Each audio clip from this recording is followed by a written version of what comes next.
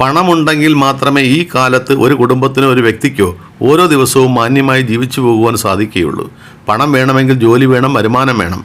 എന്നാൽ ജോലിയും വരുമാനവും ഉണ്ടായിട്ടും ധനക്ലേശവും ദാരിദ്ര്യവും കടബാധ്യതകളും നിങ്ങളെ വിട്ടൊഴിയുന്നില്ലെങ്കിൽ നിങ്ങൾ മനസ്സിലാക്കേണ്ട രണ്ട് കാര്യങ്ങളുണ്ട്.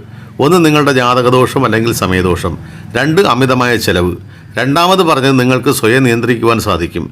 എന്നാൽ ആദ്യം പറഞ്ഞ കാര്യം ഈശ്വരാനുഷ്ഠാന കർമ്മങ്ങളിലൂടെ മാത്രമേ മാറ്റുവാൻ സാധിക്കുകയുള്ളൂ. അതിന് എന്തൊക്കെ ചെയ്യണമെന്ന് പറയാം. ആദ്യമായി ഭഗവാൻ ശ്രീപരമേശ്വരനെ മനസ്സിൽ ധ്യാനിച്ച് ദാരിദ്ര്യ ദുഃഖ ദഹന ശിവസ്തോത്രം എല്ലാ ദിവസവും ഒരു നേരമെങ്കിലും ജപിക്കുക. രണ്ടാമതായി വിഷ്ണു സഹസ്രനാമവും ലളിതാ സഹസ്രനാമവും ശിവസഹസ്രനാമവും ഒരാഴ്ചയിൽ ഒരു ദിവസമെങ്കിലും പാരായണം ചെയ്യുകയോ ഇവയെല്ലാം കേൾക്കുകയോ ചെയ്യണം. കാരണം പരാശക്തിയും ശിവനും വിഷ്ണുവും ഒരുമിച്ച് അനുഗ്രഹിച്ചെങ്കിൽ മാത്രമേ ധനസമൃദ്ധി ഉണ്ടാകൂ. മൂന്നാമതായി ശിവക്ഷേത്രത്തിൽ തിങ്കളാഴ്ചയും വിഷ്ണു ക്ഷേത്രത്തിൽ വ്യാഴാഴ്ചയും ദേവീക്ഷേത്രത്തിൽ വെള്ളിയാഴ്ചയും ദർശനം നടത്തി കഴിവുള്ള വഴിപാടുകൾ സമർപ്പിച്ച് പ്രാർത്ഥിക്കുക. നന്ദി, നമസ്കാരം.